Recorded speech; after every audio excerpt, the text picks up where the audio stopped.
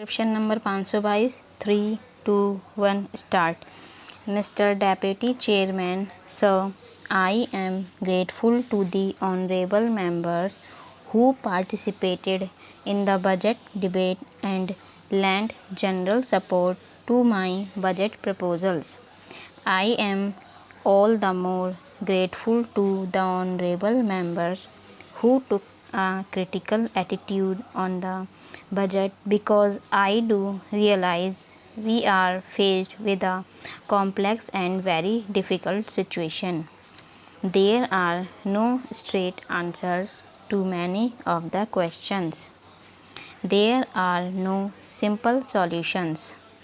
Therefore, I do realize that there would be alternative approaches to this situation, and therefore, when honorable members made points which were not in conformity with the budget, it is not as if they had no relevance at all or no validity at all.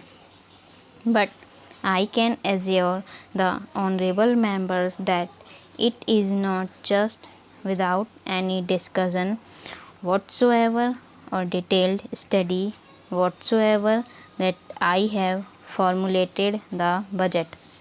I have had as much wide discussion as possible, very detailed examination of the various problems, and on the basis I have made judgment and formulated the budget. I do not claim infallibility with regard to my judgment.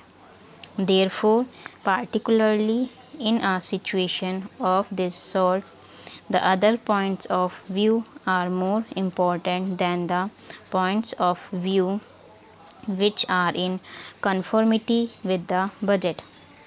I would assure the honorable members that I shall certainly examine many of the points that have been made, and if there are any deficiencies and distortions, it would be my endeavor to correct them as we go along.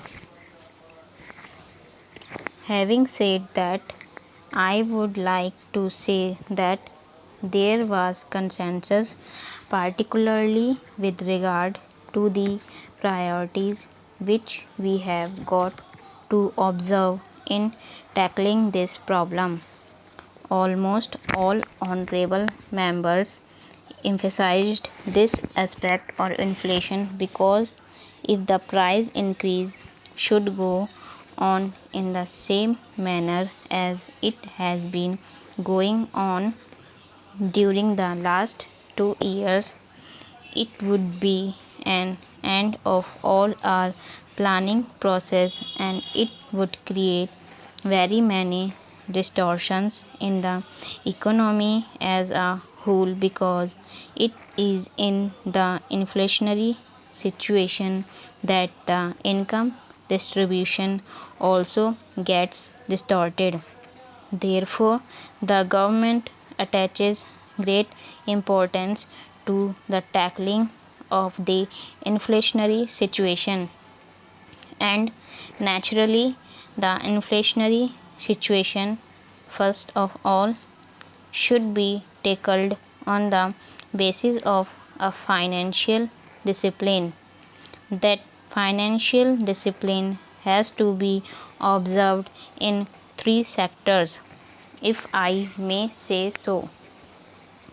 One is public spending or public consumption, wherein the central government, the state governments, and the various institutions which are attached to these governments are concerned. The second is private consumption, where commercial credit etc. is being utilized. The third is the illegitimate sector, the black money sector. Unless we tackle all these three sectors, we may not be able to achieve results on an enduring basis. So, as far as financial discipline in the government sector is concerned, naturally the central government will have to set an example. In that regard, even my distinguished predecessor has been reviewing the situation periodically and trying to find out where non-plan or non-developmental expenditure could be curtailed, and where even when expenditures have been incurred, whether certain projects could be postponed without affecting the immediate economy, particularly projects which have a long gestation period. Therefore, it will have to be a continuing exercise within the central government where all the ministries will have to cooperate, and I am glad to say that there has been cooperation and response from all the ministries with regard to this aspect.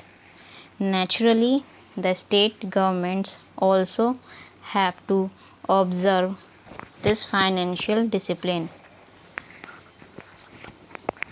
So, honorable members might remember that up to 1972, the state governments had used overdrafts from the Reserve Bank for their resource purposes, and after a certain time it looked as if there were competition among the states with regard to overdrafts from the Reserve Bank, and this was leading to a very delicate and embarrassing situation.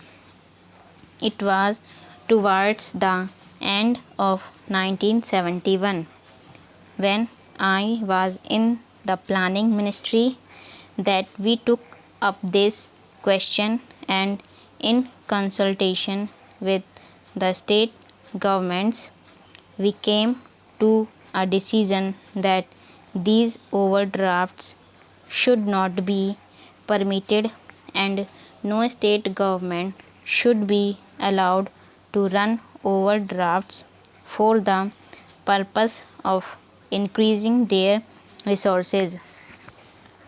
So, various guidelines were laid down for the purpose that if the overdraft continues for more than a week, then notice would be given and even payments would be stopped, and so on. Fortunately, it had a good effect, and I am glad to say that as far as the question of overdraft is concerned, more or less the discipline is being observed by the various state governments, even though there are certain hard cases. In discussion with them and in discussion with the Reserve Bank, we have taken various measures with regard to these one or two states to tide over the situation. Then came from 1971 to 1972 onwards these drought relief and flood relief works. Large sums have been spent on these drought relief and flood relief works.